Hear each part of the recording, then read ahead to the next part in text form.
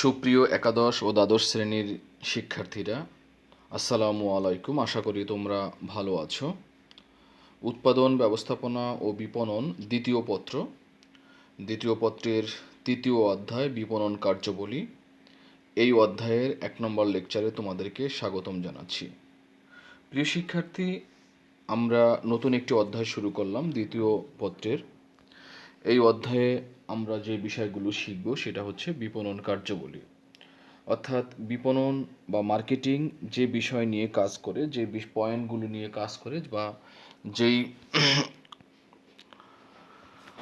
বিষয়গুলো নিয়ে কাজ করে, আমরা সেই বিষয়গুলো নিয়ে এই অধ্যায়ে আলোচনা করব।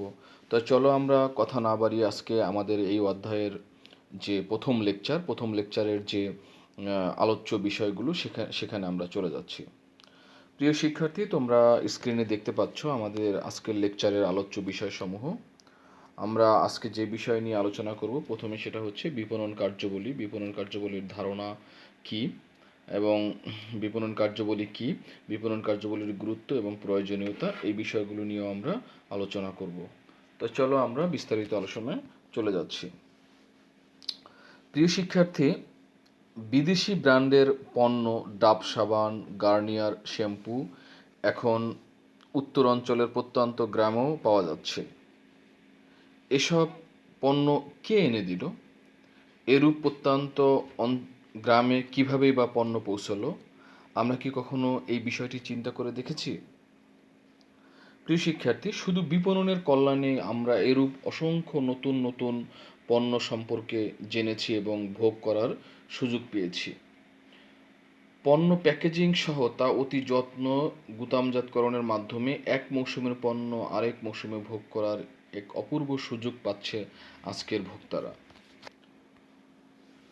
প্রিয় শিক্ষার্থী, যে পণ্যটি হয়তো মানুষের কেনার কোনো আগ্রহই ছিল না, কিন্তু বিজ্ঞাপনের দৃশ্যায়ন এবং চিত্রায়নের আকৃষ্ট হয়ে মানুষ সে পণ্যটি কিনতে আগ্রহী হচ্ছে।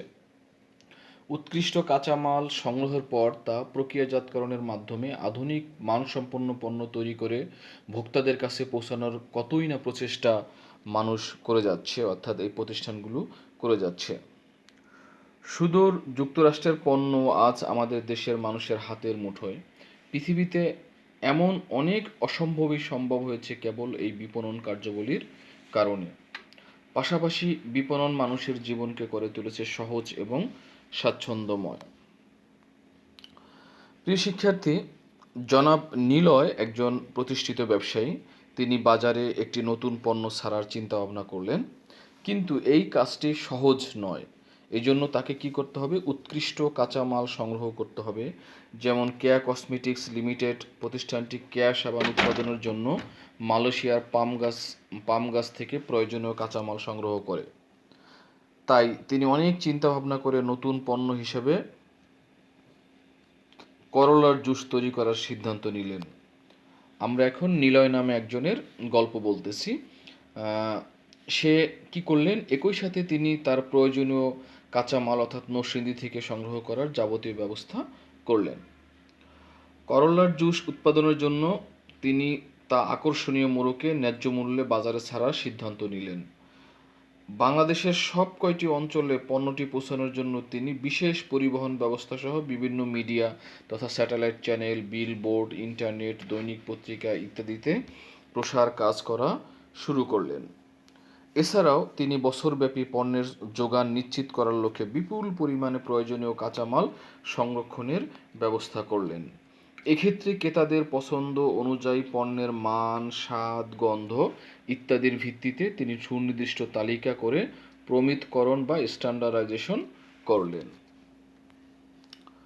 প্রিয় শিক্ষার্থী, এই যে এতক্ষণ নিলয়ের যে গল্পটা আমরা বললাম, উপরের আলোচনা যে বিষয়টি লক্ষ্য করলাম সেটা হচ্ছে যে জনাব নিলয় বিপণন কার্যাবলী সম্পাদন করেছেন। অর্থাৎ এখানে যে কাজগুলো তিনি করলেন, সংরক্ষণ করলেন, প্রচার করলেন, পণ্য কিনে আনলেন, কাঁচামালকে গুদামজাত করলেন, এই যে কাজগুলো তিনি করলেন, এগুলো হচ্ছে মার্কেটিংয়ের কার্যাবলী, যা উৎপাদক এবং চূড়ান্ত ভোক্তার মধ্যে সংযোগ স্থাপন করেছে। এভাবে উৎপাদনকারী এবং চূড়ান্ত ভোক্তার মধ্যে সেতুবন্ধন অর্থাৎ মৈত্রী সম্পর্ক তৈরি করাই হলো বিপণন কার্যাবলীর মৌলিক উদ্দেশ্য। প্রিয় শিক্ষার্থী, প্রকৃতপক্ষে পণ্য বিপণনে কিছু মৌলিক কার্যাবলী সম্পাদন করা হয়ে থাকে। অর্থাৎ মার্কেটিং যখন একটা পণ্য উৎপাদন করার চিন্তা ভাবনা করে, তখন সেই ক্ষেত্রে কি কি কাজ করা হয়? পণ্য ক্রয় করা হয়, পণ্য বিক্রয় করা হয়, পণ্য পরিবহন করা হয়, এরপরে গুদামজাতকরণ, প্রমিতকরণ, মরকীকরণ এবং বিজ্ঞাপন। এই কাজগুলো এগুলো হচ্ছে মৌলিক কার্যাবলী, যে কাজগুলো বিজনেস করতে গেলে অর্থাৎ মার্কেটিং রিলেটেড কাজকর্ম করতে গেলে এই কাজগুলো অবশ্যই করতে হয়। প্রিয় শিক্ষার্থী, এই যে উল্লেখিত যে কাজের কথা আমরা বললাম, যে পণ্য উৎপাদনের আগে থেকেই বিপণনের কার্যক্রম শুরু হয়। অর্থাৎ বিপণনের কার্যক্রম কিন্তু পণ্য উৎপাদনের আগে থেকেই শুরু হয়। সেটা কেমন? যেমন এই পণ্যটা পরিকল্পনা তৈরি করা, চাহিদা পূর্বানুমান করা, প্রয়োজনীয় কাঁচামালের ব্যবস্থাকরণ ইত্যাদি কিন্তু এটা উৎপাদনের আগেই আমাদের করতে হয়। অন্যদিকে পণ্য উৎপাদনের পরে, এমনকি তা বিক্রির পরও বিপণন কার্যক্রম পরিচালনা করতে হয়। যেমন বিক্রয়োত্তর সেবা, ওয়ারেন্টি, গ্যারেন্টি, এগুলো হচ্ছে তোমার পণ্য বিক্রির পরে এই কাজগুলো থেকে যায়। প্রিয় শিক্ষার্থী, তাহলে এতক্ষণ আমরা বিপণন কার্যাবলী বোঝানোর জন্য তোমাদেরকে বিভিন্ন উদাহরণ এবং গল্পের মাধ্যমে চেষ্টা করলাম বিপণন কার্যাবলী আসলে কি। তা চলো আমরা এখন এই বিষয়ে সংজ্ঞায় হিসেবে কতটুকু জানার চেষ্টা করি।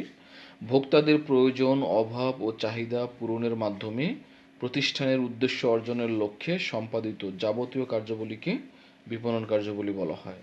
তাহলে আবার বলি আমরা বিষয়টি, যে ভোক্তাদের প্রয়োজন, অভাব এবং চাহিদা পূরণের মাধ্যমে প্রতিষ্ঠানের উদ্দেশ্য অর্জনের জন্য, তার মানে দেখো ভোক্তাদের কথা চিন্তা করা হয়, পাশাপাশি প্রতিষ্ঠানের উদ্দেশ্য অর্জন করা। প্রতিষ্ঠানের মেইন উদ্দেশ্য অর্জন কি?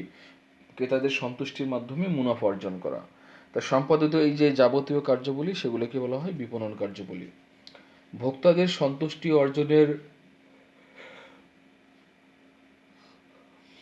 লক্ষ্যেই বিশ্বব্যাপী বিপণন কার্যক্রম পরিচালিত হয়ে থাকে। প্রিয় শিক্ষার্থী, তাহলে এক্ষেত্রে আমরা বিপণনের কতগুলো বৈশিষ্ট্য পরিলক্ষিত করতে পারছি। যেমন ধরো, বিপণন কার্যাবলীর মাধ্যমে ক্রেতার সন্তুষ্টি অর্জনের প্রচেষ্টা করা হয়। এরূপ কার্যাবলী উৎপাদনকারী এবং ভোক্তার মধ্যে সংযোগ স্থাপন করে। এর মাধ্যমে সামাজিক এবং অর্থনৈতিক কল্যাণ সাধিত হয়। এটি পণ্যের বিক্রি ও মুনাফা বাড়াতে সহায়তা করে। প্রিয় শিক্ষার্থী, এগুলো হচ্ছে বিপণন কার্যাবলীর বৈশিষ্ট্যের মধ্যে পড়ে। তাহলে এখন আমরা চলো বিপণন কী কী কাজ করে সেই বিষয়ে এখন আমরা বিস্তারিত আলোচনা করার চেষ্টা করব। আমরা কখনো কি চিন্তা করেছি যে আমাদের ঘরে কিভাবে আটা বা চাল পৌঁছায়? কি আমাদের ঘরে সকালবেলার নাস্তার আয়োজন করে? রুটির সাথে যে ডিম আমরা খাই তা কি আমাদের কাছে এমনি এমনি পৌঁছায়? যে ড্রেস পরে কলেজে এসেছো তা কোথা থেকে এসেছে বা কি আমরা আদৌ কেউ জানি? কে আমাদেরকে এসব পৌঁছে দিল? বিপণন কার্যাবলীর কারণেই পৃথিবীর বিভিন্ন প্রান্তের উৎপাদিত পণ্য আজ আমাদের বাসায়, ড্রয়িং রুমে শোভা পাচ্ছে। প্রিয় শিক্ষার্থী, বিপণন কার্যাবলী বলতে ওই সকল কাজ বা কাজের সমষ্টিকে বোঝায় যার মাধ্যমে উৎপাদনকারী থেকে চূড়ান্ত ভোক্তার কাছে পণ্য বা সেবা পৌঁছানো যায়। বিপণন কার্যাবলী উৎপাদনকারী এবং ভোক্তার মধ্যে সেতুবন্ধন হিসেবে কাজ করে, যেটা আমরা ইতিপূর্বে বলেছি।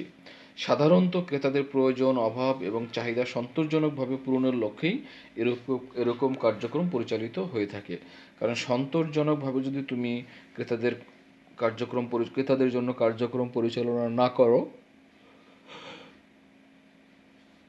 তাহলে ক্রেতারা সন্তুষ্ট থাকবে না। এরূপ কার্যক্রম উৎপাদনের আগে থেকেই শুরু হয় এবং পরে, অর্থাৎ বিপণনের পরবর্তী সময়তেও এই কার্যক্রম অনেক সময় পরিচালিত হয়ে থাকে। প্রিয় শিক্ষার্থী, আমরা বিপণন কার্যাবলীর এখানে একটা তালিকা তোমাদেরকে চিত্রের মাধ্যমে, ডায়াগ্রামের মাধ্যমে বোঝানোর চেষ্টা করেছি।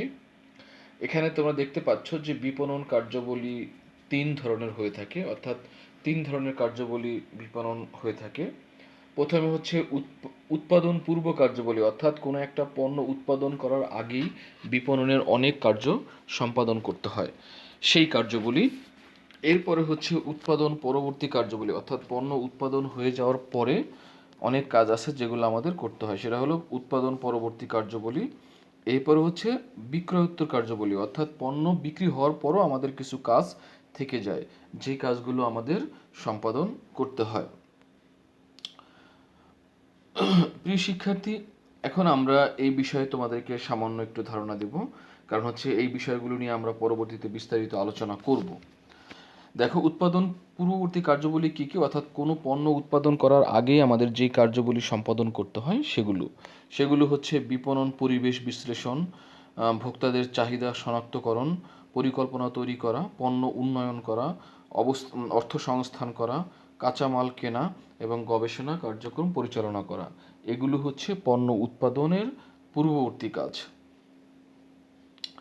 এই কাজগুলো হলো আমাদেরকে করতে হয়। তাহলে বিপণন পরিবেশ বিশ্লেষণ কি, অর্থাৎ আমরা যেই পণ্যটা বিপণন করতে চাই সেইটা বিপণন করার মতো যথেষ্ট পরিবেশ এখানে আছে কিনা সেগুলো বিশ্লেষণ করা। ক্রেতাদের চাহিদা শনাক্তকরণ, অর্থাৎ ক্রেতারা কোন ধরনের পণ্য চান, কিভাবে চান, এই বিষয়গুলো শনাক্ত করতে হবে। কারণ আমি ক্রেতার জন্য পণ্য তৈরি করলাম, কিন্তু সেই পণ্যটা আসলে ক্রেতারা চায় না, অর্থাৎ তাদের এই পণ্যটার চাহিদা নাই, সেই ক্ষেত্রে কিন্তু আমি ওই পণ্য তৈরি করে কোনো লাভ আমার হচ্ছে না। অর্থাৎ ক্রেতাদের চাহিদা শনাক্তকরণ করতে হবে, তারপর পরিকল্পনা, অর্থাৎ এই যাবতীয় বিষয়ে আমাদের কি করতে হবে, পরিকল্পনা করতে হবে, কিভাবে, কখন, কতটুকু, কে কিভাবে কতটুকু করবে সেই বিষয়গুলো পরিকল্পনা করতে হবে, পণ্য উন্নয়ন করতে হবে। তারপরে হচ্ছে আমাদের এই পণ্যটা তৈরি করার জন্য একটা পণ্য উন্নয়নের ব্যবস্থা করতে হবে। এখন এই যে এত কিছু করার জন্য আমাদের কি করতে হয়, অর্থ সংস্থান করতে হয়, অর্থাৎ অর্থ ছাড়া তো কোনো কাজ হয় না। যার কারণে আমাদের কি করতে হবে, সকল কাজ পরিচালনা করার জন্য আমাদের বিভিন্ন উৎস থেকে অর্থ সংস্থান করতে হবে। এরপরে কাঁচামাল ক্রয় করা। প্রিয় শিক্ষার্থী, পণ্য উৎপাদন করার জন্য আমাদের কি করতে হয়, বিভিন্ন কাঁচামাল ক্রয় করতে হয়। সেই কাঁচামালগুলো আমাদের ক্রয় করতে হয় পণ্য উৎপাদনের পূর্বেই। তারপর হচ্ছে গবেষণা কার্যক্রম। প্রিয় শিক্ষার্থী, সাধারণত তোমরা জানো যে বড় বড় প্রতিষ্ঠানগুলোতে গবেষণা রিলেটেড আলাদা ডিপার্টমেন্ট থাকে, এটাকে বলা হয় R&D ডিপার্টমেন্ট। এদের কাজই হচ্ছে নিত্য নতুন পণ্য সম্পর্কে গবেষণা করা এবং নতুন যে পণ্যগুলো এখন আছে সেগুলোকে আরও কীভাবে উন্নত করা যায়, কীভাবে আরও ক্রেতাদের কাছে পৌঁছানো যায়, সেই বিষয়গুলো নিয়ে কাজ করাই হচ্ছে গবেষণা কার্যক্রম। প্রিয় শিক্ষার্থী, এরপরে হচ্ছে উৎপাদন পরবর্তী কার্যক্রম, অর্থাৎ উৎপাদনের পরে আমাদের কি কি কাজ করতে হয়, পণ্যটা মান নির্ধারণ বা প্রমিতকরণ করতে হয় এবং অর্থাৎ পণ্যটা মানে তোমার হচ্ছে সাইজ, রং, গন্ধ এই অনুসারে পণ্যকে বিভক্ত করা হয়, সেগুলোকে বলা হয় হচ্ছে প্রমিতকরণ। এরপর হচ্ছে পর্যায়িতকরণ করতে হয়। পর্যায়িতকরণ মানে হচ্ছে যে ছোট বড় হিসাবে যখন পণ্যকে ভাগ করা হয়, অর্থাৎ বড় পণ্য, ছোট পণ্য, মাঝারি পণ্য, বড় ইলিশ, ছোট ইলিশ, মাঝারি ইলিশ, যখন এইভাবে ভাগ করা হয় তখন সেটাকে বলা হয় পর্যায়িতকরণ। এরপরে গুদামজাতকরণ। প্রিয় শিক্ষার্থী, আমাদের পণ্যগুলো উৎপাদন করার পরে সেই পণ্যগুলোকে প্রথমে কোথাও সংরক্ষণ করে রাখতে হয়, কারণ পণ্য উৎপাদন করার সাথে সাথে সব পণ্য বিক্রি হয় না। কিছু পণ্য আস্তে আস্তে বিক্রি হয়, কিছু পণ্য রেখে দেওয়া হয় পরবর্তী সময় বিক্রি করার জন্য। এই জন্য আমাদের গুদামকরণ করা হয়। এরপরে আমরা এই পণ্যটা কিভাবে কাস্টমারের কাছে পৌঁছাবো এবং সেই জন্য আমাদের কি করতে হবে, পরিবহন ব্যবস্থা করতে হয়। প্রিয় শিক্ষার্থী, এরপর আমাদের যে পয়েন্টটি আসে সেটা হচ্ছে মোড়কীকরণ, অর্থাৎ এই পণ্যটা যেই প্যাকেটের মধ্যে থাকবে সেটাকে বলা হয় মোড়কীকরণ। সেই মোড়কীকরণ হচ্ছে মার্কেটিংয়ের একটা গুরুত্বপূর্ণ কাজ। তারপর হচ্ছে মূল্য নির্ধারণ করতে হয়, অর্থাৎ পণ্য মোড়কীকরণ হয়ে যাওয়ার পরে আমাদের এই পণ্যকে মূল্য নির্ধারণ করতে হয়। সাধারণত মোড়কের সাথেই মূল্য নির্ধারণের বিষয়টি উল্লেখ থাকে, সেখানে সর্বোচ্চ খুচরা মূল্য বিষয়টি উল্লেখ থাকে। এরপরে দেখো, বিজ্ঞাপন দেওয়া, অর্থাৎ এই পণ্য সম্পর্কে মানুষকে জানানো, এটা হচ্ছে বিপণনের একটা কাজ। অর্থাৎ তুমি একটা পণ্য উৎপাদন করলা, সেই পণ্যের মূল্য এত, সেই পণ্য দেখতে এরকম, এই সম্পর্কে যেন ক্রেতারা অবগত থাকে, এই জন্যই বিজ্ঞাপন দেওয়া হয়ে থাকে। এরপর হচ্ছে বন্টন কার্যাবলী। প্রিয় শিক্ষার্থী, এই পণ্যটা বন্টন কিভাবে করতে হবে, অর্থাৎ সকল ক্রেতার কাছে পণ্যটা পৌঁছাবে, সকল যে ডিস্ট্রিবিউটর আছে তাদের কাছে কি করতে হয়, পণ্য পৌঁছাইতে হয়। এরপরে হচ্ছে সর্বশেষ যে বিষয়টি আছে, উৎপাদনের পরে আমাদের পণ্যটি বিক্রি করতে হয়, কারণ পণ্য বিক্রি হচ্ছে অর্থাৎ মার্কেটিংয়ের মেইন উদ্দেশ্য। পণ্য বিক্রি করলে কি হয়, পরবর্তীতে মুনাফা পাওয়া যায়। প্রিয় শিক্ষার্থী, বিক্রয়োত্তর কার্যাবলী, অর্থাৎ এই যে পণ্য বিক্রি হয়ে যাওয়ার পরে, যে দেখো এখানে যে লাস্ট পয়েন্টটা বিক্রয়, সেই বিক্রয়ের পরেও কিছু কাজ থাকে, সেটাকে বলা হয় বিক্রয়োত্তর সেবা। এগুলো কি হচ্ছে, বিক্রয়োত্তর সেবা দেওয়া হয়, অর্থাৎ বিক্রি করার পরে পণ্য সংক্রান্ত যে কোনো ঝামেলা হলে সেবা দেওয়া হয়। ক্রেতার সন্তুষ্টি যাচাই করা হয়, অর্থাৎ ক্রেতা তার পণ্যটা কিনে যে সন্তুষ্ট বা অসন্তুষ্ট সেই ব্যাপারে অবগত হওয়ার চেষ্টা করা হয়। এরপরে হচ্ছে সংশোধনমূলক ব্যবস্থা করা হয়, যদি কোনো সংশোধনের থাকে সেই ক্ষেত্রে সংশোধনের ব্যবস্থা করা হয় এই বিক্রয়োত্তর কার্যাবলীর মাধ্যমে। তো এই হচ্ছে বিপণনের কার্যাবলী। আমরা প্রত্যেকটা বিষয়ের উপরে বিভিন্ন মেন যে টপিকগুলো আছে সেগুলোর উপরে আমরা বিস্তারিত সামনে আরও পড়ব। প্রিয় শিক্ষার্থী, এখন আমরা শিখবো যে যে বিপণন কাজের কথা আমরা বললাম এগুলোর গুরুত্ব এবং প্রয়োজনীয়তা সম্পর্কে। বিপণন কার্যাবলীর মাধ্যমে ক্রেতাদের প্রয়োজন পূরণ এবং সন্তুষ্ট অর্জনের চেষ্টা করা হয়, ফলে উৎপাদনকারী এবং ক্রেতার মধ্যে সেতু বন্ধন বা সুসম্পর্ক গড়ে তোলা হয়। নিচে বিপণন কার্যাবলীর গুরুত্ব এবং প্রয়োজনীয়তা সম্পর্কে আলোচনা করা হলো। প্রিয় শিক্ষার্থী, এই যে বিপণন কার্যাবলীর কথাগুলো আমরা বললাম এগুলো কয়েকটি দৃষ্টিকোণ থেকে চিন্তা করা হয়, যেমন ভোক্তার দৃষ্টিকোণ থেকে, উৎপাদনকারীর দৃষ্টিকোণ থেকে, অর্থনৈতিক দৃষ্টিকোণ থেকে, সামাজিক দৃষ্টিকোণ থেকে তোমার হচ্ছে এই বিপণন কার্যাবলীর প্রয়োজনীয়তা রয়েছে। তা প্রথমে হচ্ছে ভোক্তার দৃষ্টিকোণ থেকে। ভোক্তার দৃষ্টিকোণ থেকে কী কী কার্যাবলী প্রয়োজনীয়তা রয়েছে সেটা হচ্ছে প্রত্যাশিত পণ্য ভোগের সুযোগ, নতুন পণ্য ভোগ, স্বল্প মূল্যে পণ্য ক্রয়, বিদেশি পণ্য ভোগের সুযোগ, জীবনযাত্রার মান উন্নয়ন, নিয়মিত পণ্য সরবরাহ এবং কর্মসংস্থান। এই বৈশিষ্ট্যগুলো আমরা দেখতে পাই ভোক্তাদের দৃষ্টিকোণ থেকে। উৎপাদনকারীর দৃষ্টিকোণ থেকে তাহলে কী কী বৈশিষ্ট্য রয়েছে, সেটা হচ্ছে উৎপাদন বাড়ানো, উৎপাদন ব্যয় কমানো, সুনাম অর্জন এবং পণ্য প্রেরণ করা। এটা হচ্ছে উৎপাদনকারীর দৃষ্টিকোণ থেকে বিপণন কার্যাবলীর গুরুত্ব। অর্থনৈতিক গুরুত্বের মধ্যে রয়েছে যে মোট উৎপাদন বাড়ানো, অর্থাৎ এই বিপণন কার্যগুলির মাধ্যমেই হচ্ছে মোট উৎপাদন বাড়ানো হয়, সম্পদের সদ্ব্যবহার করা হয়, অবকাঠামোগত উন্নয়ন করা হয়, শিল্পায়ন এবং বৈদেশিক মুদ্রা অর্জন। এই সবগুলো বৈশিষ্ট্য হচ্ছে আমরা কোথায় পাই, অর্থনৈতিক দৃষ্টিকোণ থেকে। এরপরে সামাজিক দৃষ্টিকোণ থেকেও কিছু বৈশিষ্ট্য রয়েছে এখানে আমরা দেখতে পাচ্ছি। এক নম্বর হচ্ছে গাছ লাগান, পরিবেশ বাঁচান, ধূমপান, বিষপান, আর্সেনিক পানি, এই যে এগুলো হচ্ছে সামাজিকভাবে মানুষকে সচেতন করা। অনেক প্রতিষ্ঠানগুলো যারা আছে তারা এই ধরনের সিএসআর অর্থাৎ কর্পোরেট সেলস রেসপন্সিবিলিটি হিসাবে তারা এই কাজগুলো করে থাকে। পলিথিন বর্জন করুন, আয়োডিনযুক্ত লবণ খান, সুসন্তান একটাই যথেষ্ট, আপনার শিশুকে স্কুলে পাঠান, এই যে সমস্ত স্লোগানের মাধ্যমে জনগণকে সচেতন করা হয়। তো এইগুলো হচ্ছে আমাদের বিপণন কার্যাবলীর গুরুত্বের মধ্যে আমরা দেখতে পাচ্ছি।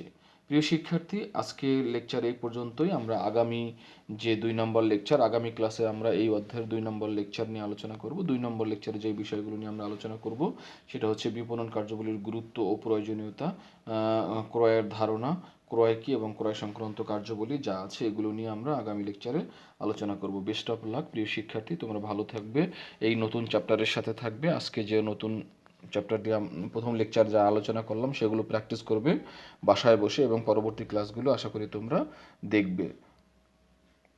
খোদা হাফেজ।